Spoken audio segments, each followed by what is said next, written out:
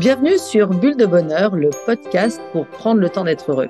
Je suis Raphaël Defoucault, chercheuse inconditionnelle de Bulle de Bonheur. Ce podcast est propulsé par 2 minutes de bonheur. Aujourd'hui, nous vous proposons notre numéro 155. C'est une interview plutôt autour de la relation cette semaine. Nous avons la chance d'accueillir aujourd'hui Sabrina Dinsha, médiatrice familiale. Son parcours est particulièrement intéressant et je suis aussi très en phase avec sa vision de la médiation familiale. Bonjour Sabrina et bienvenue à Bulle de Bonheur. Bonjour Raphaël, merci de m'accueillir. Je suis très heureuse d'être là. Ouais, c'est vraiment une joie. On va donc raconter un peu ton parcours. Sabrina, tu es médiatrice familiale, diplômée d'État et assermentée auprès des tribunaux de Paris et de Versailles. Mais qu'est-ce qu'une médiatrice familiale ? Alors, comme tu le définis très bien, tu dis que tu me partageais, que tu accompagnes les parents après leur séparation dans la construction d'une coparentalité apaisée. Ça leur permet effectivement de remettre en place une relation et une communication pacifiée dans l'intérêt évidemment de leur famille et des enfants. Ils ont fondé une famille qui va continuer à exister malgré leur séparation. Et là où je te rejoins complètement dans tout mon travail d'accompagnement, c'est que effectivement, c'est le couple parental, c'est-à-dire les parents et les enfants, existent toujours malgré la séparation et que la séparation acte la fin d'un couple conjugal. Alors, tu es aussi une auteure reconnue dans ton domaine. Tu as publié chez Erol 2 livres. Tout d'abord, la médiation familiale, un outil efficace pour résoudre les conflits du couple et de la famille. Pour cet ouvrage, tu as même obtenu le prix de la médiation en 2016. Et puis en 2018, tu as sorti donc chez Erol, Rester parents après une séparation, les clés de la coparentalité positive. Et ensuite, chez Hatier, tu as écrit en 2020 Parents séparés, mode d'emploi pour une gestion simple. Mais également, non seulement tous ces ouvrages, tu es également conférencière et formatrice. Pour te joindre, c'est facile, il suffit d'aller sur ton site médiatrice-familial.fr et on y trouve tes coordonnées pour te joindre, pour pouvoir prendre un rendez-vous. Allez, je change de regard. Démarrons avec notre première question. Qu'est-ce qui te rend heureuse dans ton quotidien ? Alors, ce qui me rend heureuse, c'est une bonne question. C'est vraiment de pouvoir contempler la nature, admirer un joli coucher de soleil, aller me promener dans le parc qui est à côté de mon cabinet, voir les jolies couleurs d'automne qui commencent à se mettre en place, respirer les fleurs. J'ai vraiment besoin de ça et ça me rend vraiment heureuse dans mon quotidien. Très, très chouette. Donc, la nature est vraiment quelque chose qui va te ressourcer, qui va t'apporter de l'apaisement.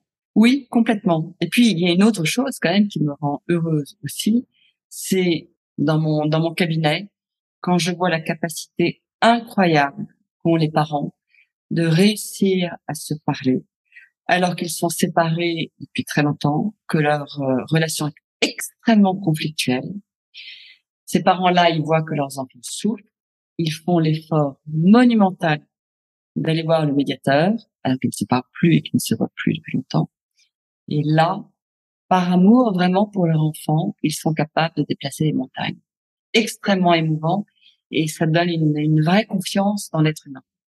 Clairement. Et puis une capacité de résilience aussi, de capacité de pouvoir bouger, changer.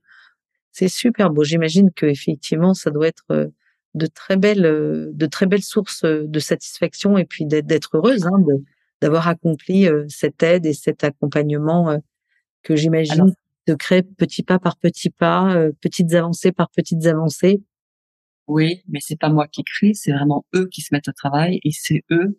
Moi, je suis derrière, mais c'est vraiment leur travail à eux et c'est en ça que c'est vraiment admirable et très encourageant pour l'être humain. Absolument. Surtout dans la société dans laquelle nous vivons aujourd'hui.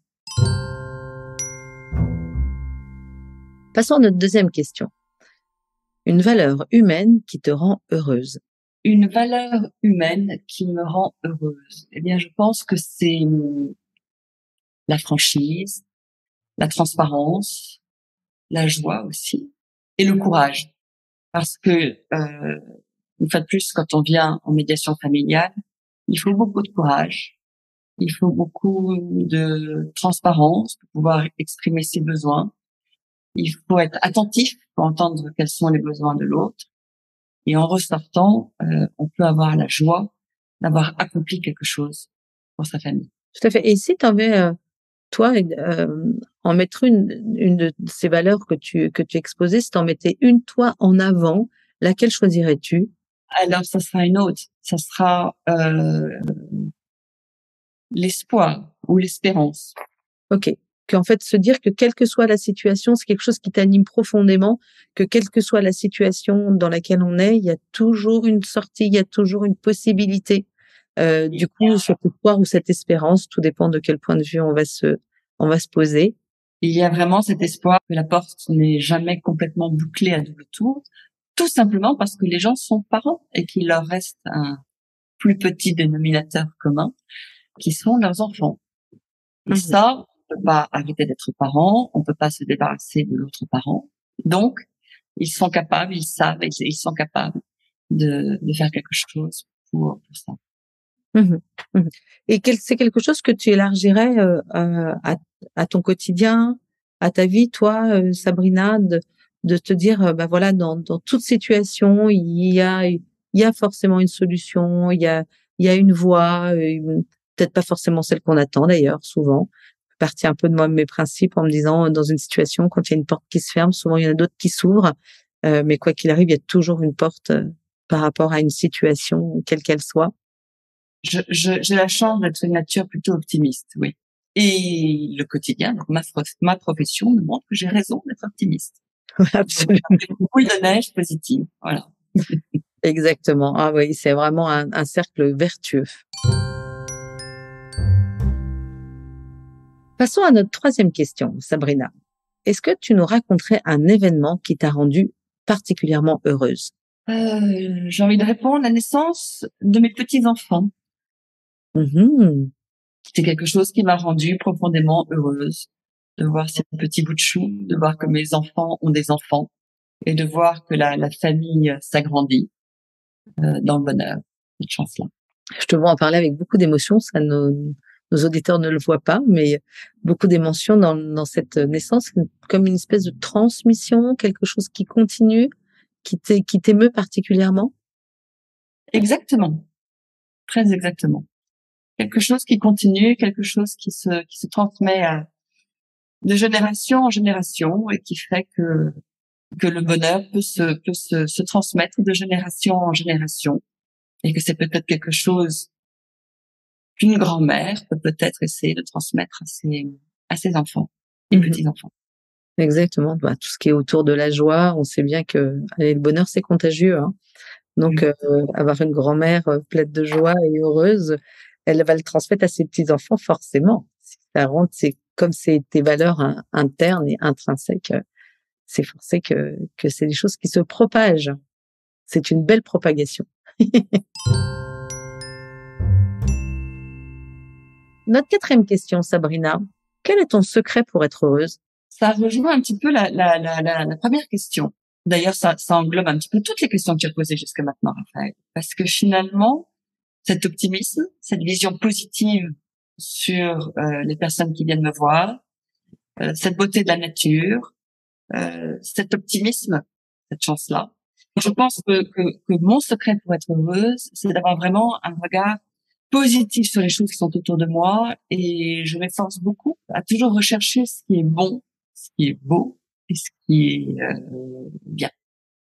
Mmh. Les 3 B. Et formidable, formidable. Et du coup, en fait, ton expression, c'est, d'un mal et on en ressort toujours un bien. C'est cette expression-là que tu recherchais? Oui, exactement. Comment est-ce que tu définirais, je t'entends souvent parler de ce mot d'optimisme, je suis profondément optimiste. Si tu avais à donner une définition de l'optimisme, qu'est-ce que tu dirais?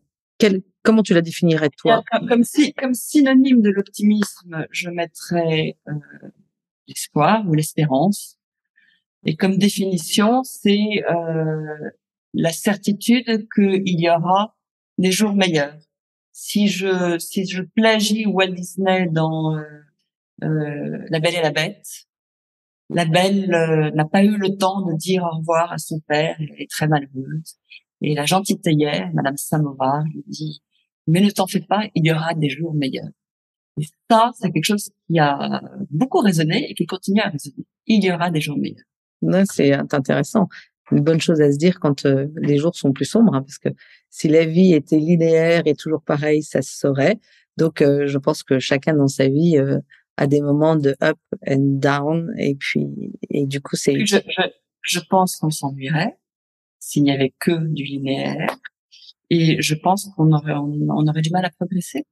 tout à fait, tout à fait. Et puis c'est avec les moments où on est up, où on exerce à plein ses talents, ses ressources.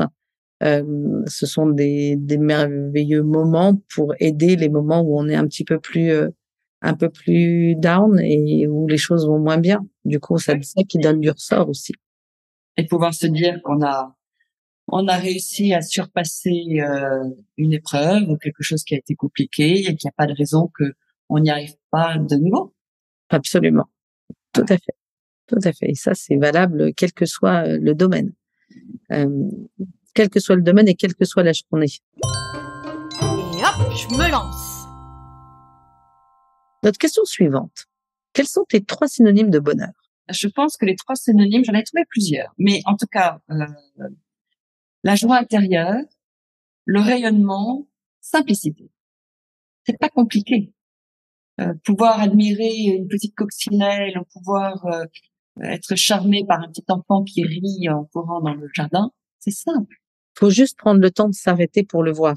Oui, et prendre conscience qu'on le voit aussi. Tout à fait. Et de temps en temps, on est un petit peu focus sur quand mes enfants seront plus grands, j'irai mieux, j'aurai plus de temps. Quand j'aurai plus d'argent, je pourrai m'offrir une plus grande maison, une autre voiture. Quand j'oserais dire à mon patron que je veux une promotion, peut-être que je l'aurai. Et en fait, on finit par être tellement focus à ces quand je ferai, quand le temps sera comme ça, que finalement on en oublie de voir les petites joies du quotidien, les petites merveilles du quotidien. Et surtout, on oublie d'être au présent. Et les choses qui se passent, c'est maintenant, à l'instant présent. Donc, si on se projette toujours sur un futur, on n'agit pas au présent. Alors, c'est bien en agissant aujourd'hui qu'il peut y avoir des répercussions positives sur demain. Absolument. Je vais voir mon patron aujourd'hui, peut-être que demain, effectivement, il me donnera une augmentation. Ah, il y a ça, et puis après ça, on peut avancer aussi avec tous les ressentiments. La dernière fois, mon mari m'a dit que il n'aimait pas ma jupe, donc je m'habille mal, donc je vois pas pourquoi je ferais des efforts pour lui. La dernière fois, quand j'étais petite, mes parents étaient comme ça avec moi, donc aujourd'hui. Et c'est pareil, on en oublie de regarder le présent finalement. Et on se plombe. On se plombe et on se coupe son énergie. Pourquoi ne pas penser à porter une jolie jupe? Parce que ça nous fait plaisir et qu'on a le droit d'être coquette et on a le droit de se regarder dans le miroir et surtout se focaliser sur les choses importantes. Mon mari n'a pas aimé ma jupe. Ok. Mais ça n'empêche que c'est peut-être quelqu'un de formidable quand même s'il n'aime pas ma jupe. Donc simplicité, donc la simplicité du bonheur, le rayonnement, ton deuxième mot. Qu'est-ce que tu mettrais derrière ce rayonnement, ce côté un peu solaire en fait? C'est un mot que je rapprocherais de joie intérieure, qui a à voir peut-être avec la jubilation.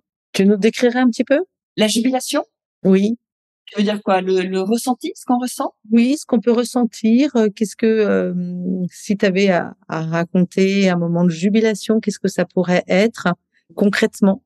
Alors, un moment de jubilation, ça peut être l'exemple que j'ai pris tout à l'heure, donc la naissance de mon premier petit-fils, prendre cet enfant dans les bras. Et ce que je ressens, c'est quelque chose de très physique qui se passe au niveau du cœur, comme un battement de papillon, une petite étincelle, quelque chose, et qui irradie tout le corps. Merveilleux, belle sensation. Ok, que tu entends par la jubilation. Et du coup, cette joie intérieure, tu rapprocherais de cette sensation de jubilation? Oui. Alors, je dis pas que je suis 100% de mon temps comme ça du tout, mais c'est quelque chose sur lequel je suis attentive. Quand ça arrive, je m'en rends compte. Peut-être à ce moment-là d'avoir quelqu'un qui ne les plombe pas et qui essaie de tirer vers le haut. En tout cas, d'inverser la spirale pour qu'elle aille vers la lumière. Vers la lumière, exactement. Donc, des spirales vertueuses. Donc, en fait, bon, donc, si je résume tes 3 synonymes de bonheur, donc simplicité, joie intérieure et rayonnement. Notre dernière question, Sabrina. En 2 minutes, qu'aurais-tu envie de proposer à nos auditeurs pour qu'ils soient plus heureux? Alors, si je m'adresse aux parents qui sont en conflit, ou en tout cas aux personnes qui sont en conflit, et surtout en conflit fort, en gros conflit, c'est peut-être de les aider à changer leur regard sur l'autre. Alors certes, on a l'expérience de l'autre, on sait que l'autre nous a fait du mal, on sait que on souffre à cause de l'autre, mais l'idée c'est vraiment de poser un regard d'aurore sur cette personne-là et pour essayer de trouver quelque chose de beau ou de bien ou de bon en reprenant les 3 B, de sorte que on ne se focalise plus sur ce qui est mauvais, mais que finalement on se retrouve comme peut-être la première fois on a rencontré cette personne, la première fois que j'ai rencontré mon compagnon ou ma compagne, je l'ai trouvé charmant, je l'ai trouvé charmante parce que, et essayer de retrouver qu'est-ce qui nous avait charmé à ce moment-là. C'est des choses qui peuvent aider dans une relation hautement conflictuelle parce qu'on essaie de faire ressortir un souvenir positif. Et ça évite d'être plombé par quelque chose, par un vécu négatif. Et ramener des bons souvenirs, ce sont des choses qui peuvent être douces et qui peuvent être aidantes. Quelque chose que je partage complètement et non seulement je le partage, mais c'est des choses que j'utilise moi dans mes accompagnements aussi. Combien il est bon de faire ressortir le positif aussi parce que les choses ne sont ni noires ni blanches, elles sont grises. Donc il y a des choses bonnes, il y a des choses moins bonnes. Et de temps en temps, on regarde plus que les mauvaises choses et qu'on oublie de regarder les bonnes choses. Et que je reste persuadée qu'en regardant les bonnes choses, on a cette espèce de changement de regard dont tu parles, et qui est un mot qui me tient à cœur, puisque c'est un des jingles de podcast, que il y a ce changement de regard qui permet de regarder la situation autrement. La situation en elle-même, elle ne bouge pas. Elle reste. Maintenant, j'ai la possibilité de la regarder sous d'autres angles.